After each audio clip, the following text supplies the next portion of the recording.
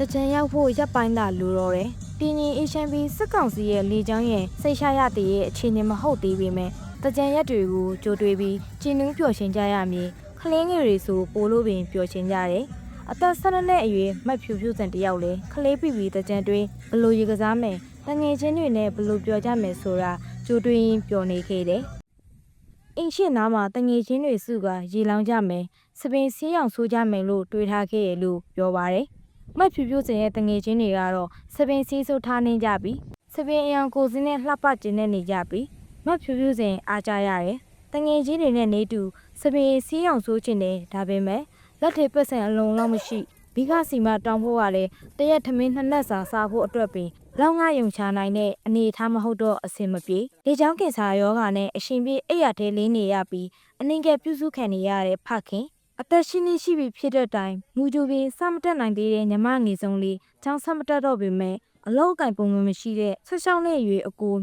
ရေချောင်းတွေထဲဆင်းငါးရှာဂုံကောက်ပြန်ရောင်းစားကထမင်းနှက်မဲ့ဖို့ရုန်းကန်နေရတဲ့အမေဒါတွေကိုနေ့စဉ်မပြတ်လက်ဝါးထင်ထင်မြင်နေတိနေကြုံနေရတော့မက်ဖြူဖြူဆန်ဟာစပင်ဆေးဆိုးဖို့ပတ်စံကိုမိဘစီကမတောင်းရဲ့တောင်းပြန်ရင်လေပေးစရာပတ်စံအပူရှိဖို့မသေးကြအဖွားစီကတကြံမှုဖို့ရထားတဲ့ငွေကျပ်9000ကလည်းမူဖိုး1000ဝေစားလိုက်တာကြောင့်ကျပ်4000သာကျန်တော့တယ်စပင်ဆေးဆိုးဖို့ဆိုရင်ကျပ်9000 8000ဝန်းကျင်လောက်ကုန်မယ်ပတ်စံလုံးနေသေးမက်ဖြူဖြူဆန်အကြံထုတ်တယ်တရက်မှာတော့အင်းနီးနားနေအမျိုးသမီးကြီး2ဦးကတောင်ပေါ်တက်သင်းပေါ်ညက်တော်ခူးကြမယ်ဆိုတော့မက်ဖြူဖြူဆန်ကသူ့ပါလိုက်ခဲ့ဖို့ပြောပါတယ်ရလာတဲ့သင်းပေါ်ညက်တွေကိုရောင်းလိုက်ရင်စပင်ဆေးဆိုးဖို့ပတ်စံရလာမယ်ဆိုတဲ့အကြံမျောနေချက်နဲ့မက်ဖြူဖြူဆန်ကသူ့တွေးထားခဲ့တဲ့တကြံအစီအစဉ်ကိုခုလိုပြန်ပြောနေပါတယ်တငယ်ချင်းတွေနဲ့အနားမှာမန်းနဲ့ထိုးပြီးရှောက်မေလို့စဉ်းစားခဲ့တာစပင်လေးတငယ်ချင်းတွေမှာစိုးထားလို့စိုးကျင်နေမိခင်ဖြစ်သူကတော့မလိုက်စီကခလေးကိုစိတ်မချတာပင်ပန်းမခံစေလိုတာတောင်ပေါ်မှာစစ်ကောင်စီတပ်သားတွေချန်ခဲ့ရဲ့မရှင်းလင်းရတဲ့အမိုင်းတွေရှိနေတာတို့ကြောင့်လိုက်တော်ခွင့်မပြုဒါပေမဲ့သမင်းဖြစ်သူကထက်ကပူစားနေပြီးရုပ်ကြီးအားကိုရတဲ့လူကြီးတွေလည်းပါတာမို့ဖြူတစိုက်သွားလာဖို့မှာကခွင့်ပြုပေးလိုက်ပါတယ်မဖြူဖြူဆန်ကသူလိုက်တော်ရတဲ့အကြောင်းကိုခုလိုပြန်ပြောပြပါတယ်အများရခင်ရောင်ဖို့ပေါ့စပင်ဆိုးကျင်နေကိုဟာကိုလည်းစားမယ်မိမိကလည်းအပြည့်မတော်တော့ဖေဖေအနားမှာနေဖို့မလိုဘူးဆိုပြီးတော်လိုက်တာပါအဲ့ဒီနေ့ကအိမ်မှာလေးရှက်ဖို့ဟင်းမရှိဘူးတောင်ပေါ်ရောက်တော့လူကြီးတွေတောရလန်းအတိုင်းအနောက်ကနေလိုက်ခူးနေခဲ့တယ်တခါတရံဘေးနားမှာတင်းမောညက်တွေနှမ်းမြင်ရရင်လဲတောခူးသေးရလို့မက်ဖြူဖြူဆန်ကပြောပါတယ်အဲ့ဒီမှာပဲမက်ဖြူဖြူဆန်မြေမြုပ်မိုင်းတစ်ခုကိုရုတ်တရက်နေမိတော့တာပါမားပါရေးရအဟိကလခပါအဟိကလောလို့မပေါ့ပါမားကဒီဘက်မှာ3မိနစ်တန်းညဟိပါစမနာရေးပါခုလို့စနေမားမတီးတီးတူးမျိုးစနေဘရီစနေပါပါရေးဘူး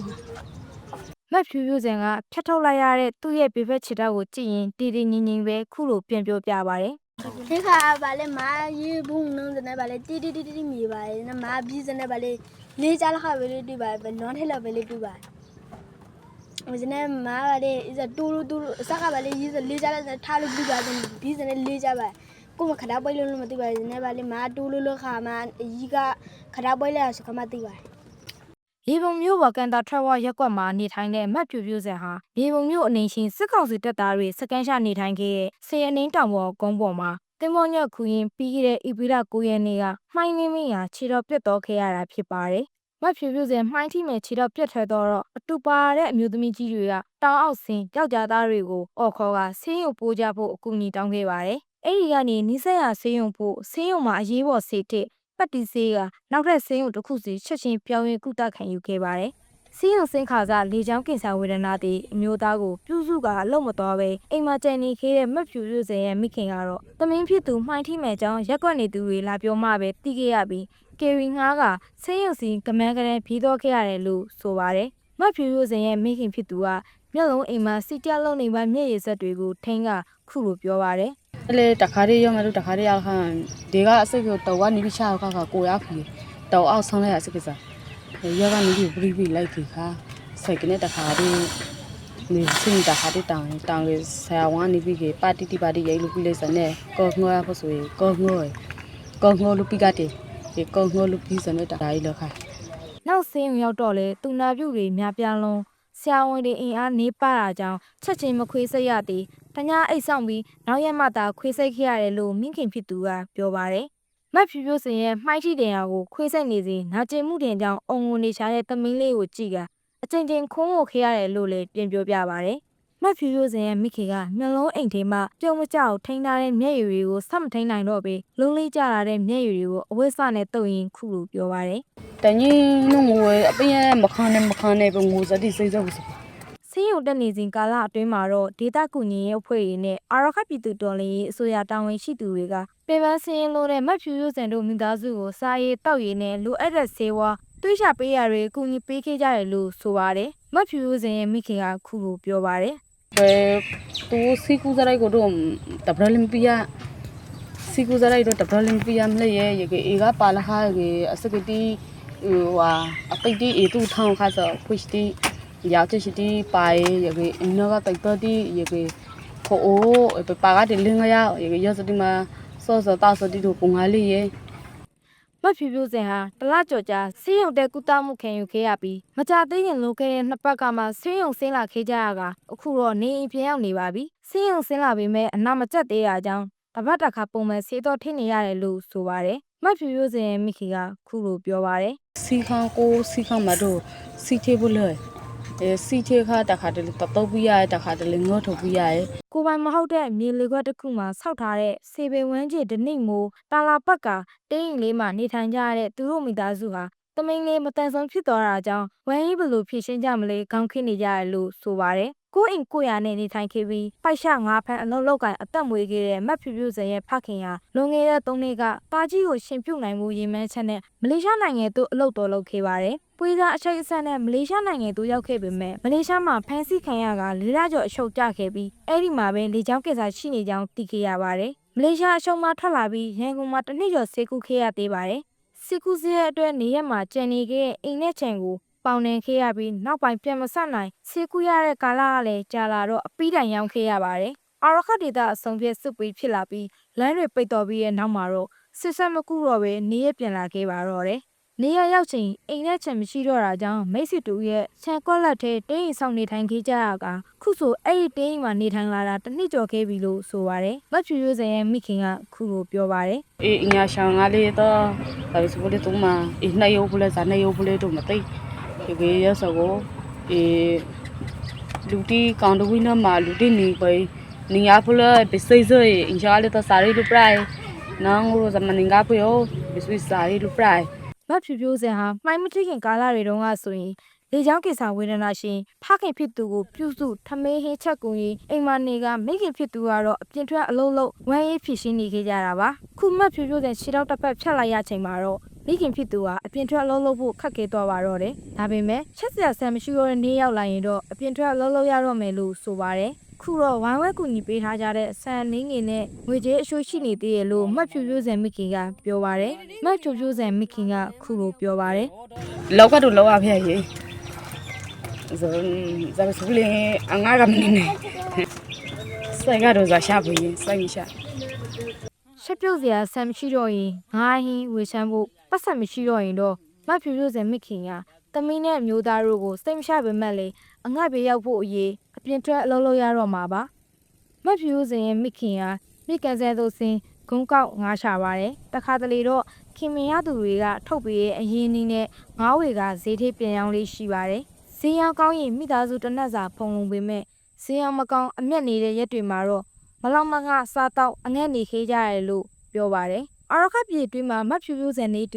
မှိုင်းနဲ့စစ်ကြံလက်နက်တွေကြောင့်ထိခိုက်ရသူချစ်ပြက်လက်ပြက်ဖြစ်ရသူတေဆုံးရသူတွေအများပြားရှိနေပါတယ်အာရခတက်တော်အေရဲ့အချက်လက်တွေအရ2023ခုနှစ်နိုဝင်ဘာလ23ရက်နေ့မှ2025ခုနှစ်ဖေဖော်ဝါရီလ20ရက်နေ့အထိမှိုင်းနဲ့စစ်ကြံလက်နက်တွေကြောင့်တေဆုံးရသူ52ဦးဒဏ်ရာရသူ285ဦးရှိနေခဲ့ပါတယ်အဲ့ဒီမှိုင်းနဲ့စစ်ကြံလက်နက်တွေကြောင့်ကိုလက်အင်္ဂါဆုံးရှုံးခဲ့ရသူတွေအတွက်ခြေတုလက်တုတွေနဲ့စားနပ်ရိက္ခာထောက်ပံ့ပေးဖို့အရေးတကြီးလိုအပ်နေတယ်လို့စိတ်ပိုင်းဆိုင်ရာကုစားပေးဖို့ကလည်းလိုအပ်နေရလို့ကုညီရေးအဖွဲ့တွေမတန်ဆန်းအဖွဲ့တွေကထောက်ပြပြောဆိုကြပါတယ်။ရခိုင်မတန်ဆန်းသူများအသင်းရဲ့ဥက္ကဋ္ဌဦးလာမြေကအခုလိုပြောပါတယ်။ ဗန်ဆန်တို့လည်းအရှိခံအကြဆုံးလူအချက်ကတော့သူတို့ရဲ့အလုတ်အကင်နဲ့သဲမဝင်းကြောင့်လည်းအလုတ်ကင်ကပိုပြီးအရေးကြီးပါသူတို့နဲ့သင်းတော်တဲ့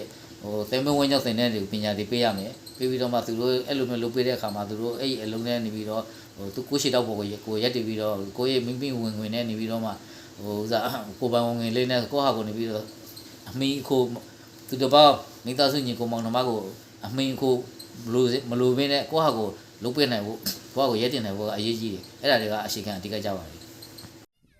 ဒါပေမဲ့ဒီပြင်မှာတော့နိုင်ငံတကာနဲ့ပြည်တွင်းကူညီရေးအဖွဲ့တွေလည်းထိရောက်ပြီးရေရှည်အဆင်ပြေစေမဲ့အထောက်ပံ့မျိုးကူညီပေးရမရှိဘူးလို့မှိုင်းထိမဲ့တန်းရသူတွေရဲ့မိသားစုဝင်တွေက Border News Agency ကိုပြောကြပါတယ်အာရခပြည်သူတော်လှန်ရေးအစိုးရကလည်းမှိုင်းနဲ့စစ်ကြံလက်နက်တင်ပြည်သူတွေကိုကူညီပေးတာတချို့ရှိနေပေမဲ့ထိရောက်တဲ့အထောက်ပံ့တွေပေးရတော့မတွေ့ရဘူးလို့အာရခပြည်သူတွေနဲ့အရက်ဖက်အဖွဲ့တွေကဆိုကြပါတယ်မြေမြုပ်မိုင်းကြောင်စစ်နဲ့ရွေသမင်းဖြစ်သူခြေတစ်ပတ်ဆုံးချုံခဲ့ရတဲ့မတ်ဖြူဖြူစဲမိခင်ရတော့တခြားပြည်သူတွေသူ့သမင်းလိုမဖြစ်ကြရအောင်မြေမြုပ်မိုင်းနဲ့စစ်ကြံလက်နက်တွေကိုကုန်စင်အောင်ရှင်းလင်းပေးကြဖို့တောင်းဆိုပါတယ်မတ်ဖြူဖြူစဲရဲ့မိခင်ကခုလိုပြောပါတယ် လူကြီးလေးကိုသမီးပဲမဖတ်ရအောင်တဲ့ဆိုတော့မေကိုရာပိစီရှင်တာနေလူတရားလေးနော်တော့ရှင်းပြီးကိုသမီးဖိုက်ပဲလူလေးမဖိုက်စီရှင်ကိုကခံစားရပဲလူကြီးလေးမခံစားရှင် အာရခပြည်သူတော်လှန်ရေးအစိုးရကတော့အာရခပြည်တွင်းရှိနေတဲ့မှိုင်းနယ်စစ်ကြံလက်နက်တွေကိုတက်နိုင်တဲ့လောက်ရှင်းလင်းပြရှားနေပေမဲ့စက်ကရိယာတွေလုံးဝပြည့်စုံမှုမရှိတာကြောင့်အပြည့်အဝရှင်းလင်းပေးနိုင်ဖို့အခက်အခဲရှိနေတယ်လို့ဆိုပါတယ်။အာရခပြည်သူတော်လှန်ရေးအစိုးရပြောရေးဆိုခွင့်ရှိသူခိုင်တုခကခုလိုပြောပါတယ် အဓိကစင်ခိုမှုဒီအခက်အခဲတွေကတော့မိုင်းရှင်းလင်းရေးအတွက်လိုအပ်တဲ့ဒီခေတ်မီစက်ကရိယာတွေအလုံးလောက်မရှိတာပဲဖြစ်ပါတယ် ။အဲဒါကြောင့်မှိုင်းရှင်းလင်းရေးအထောက်အကူပြုပစ္စည်းကိရိယာတွေကိုအင်းချင်းနိုင်ငံတွေနိုင်ငံတကာအဖွဲ့အစည်းတွေအနေနဲ့ကူညီပေးနိုင်ရင်တော့မှိုင်းရှင်းလင်းရေးလုပ်ငန်းတွေကိုဒီထက်ပိုပြီးတော့အရှင်အဟုန်မြင့်လှုပ်ဆောင်ပေးနိုင်မယ်လို့သူကပြောပါတယ်။မိသားစုဝင်ငွေကြေးအခက်အခဲကြောင့်အတန်းပညာ3နှစ်တာတင်ငင်ရပြီးငငယ်ရွယ်နဲ့အင်အလုပ်တွေဝိုင်းကူနေရတဲ့မတ်ဖြူဖြူစက်မှာရေချက်တွေရှိနေပါတယ်။မိသားစုစားရေးတယောက်တည်းရုံးကန်ရှာဝင်နေရတဲ့မိခင်ဖြစ်သူကိုဝိုင်းကူပေးခြင်းတဲ့မတ်ဖြူဖြူစက်ဟာတင်ပထွက်နိုင်တဲ့အလုပ်တွေလုပ်ပြီးမိသားစုအတွက်နိုင်တဲ့လောက်ဝေကူရှာပေးရှင်တဲ့ဆန္ဒရှိနေတာပါ။လင်းဆက်ရမှုတွေဆိုင်လက်ဖက်ရည်ဆိုင်တွေကလည်းမတ်ဖြူဖြူစက်ကိုအလုပ်လာလုပ်ကြဖို့ကန့်လန့်တာတွေရှိနေပါတယ်။မတ်ဖြူဖြူစက်ကခုလိုပြောပါတယ် စိတ်ဒီမှာလုံးလို့မလဲတယ်ကမလောပါဟာနဘမနီရပါမုန်ဒီစိတ်ဒီပဲစိတ်ဒီငေါကပါဒီမေကမလောပါ ။မှိုင်းထိမှန်လို့ခြေတော့တစ်ဖက်ဖြတ်လိုက်ရပေမဲ့မတ်ဖြူဖြူစက်ကတော့သူ့ဆန္ဒရင်မှန်းချက်တွေကိုလက်မလျှော့ပါဘူး။မှိုင်းထိတင်ရအနာမကျက်တစ်ချက်ဖြစ်နေပြီဖြစ်တဲ့မတ်ဖြူဖြူစက်ဟာအကူညီရထားတဲ့ဂျိုင်းနောက်တစ်ခုနဲ့လမ်းချောင်းကျစ်နေပါပြီ။အနာကျက်ကောင်းတော့လို့ခြေတုအကူညီထက်ရခဲ့ရင်တော့ပြင်ပထွက်ကအလုံးလုံးတော့မယ်လို့သူ့ဆန္ဒကိုပြက်ပြက်သားသားပြောပါတယ်။မတ်ဖြူဖြူစက်ကဖျက်ထားရတဲ့ခြေတစ်ဖက်ကိုနောက်ခြေတစ်ဖက်ပေါ်တင်ခြေချက်ထိုင်ကသူ့ရင်မှန်းချက်ကိုတက်တက်ကြော့ကြော့ပြောနေပါတယ် ကြီးလာခဲ့ပါခီတူတာပါမလားပဲစိတ်ဖို့ပါကိုလေတော့ဆိုင်မလေးဝန်လို့လောက်ဖို့ပါမေမေလေးတော့ထမရှိဝန်လို့ကိုလုပ်ဖို့ပါ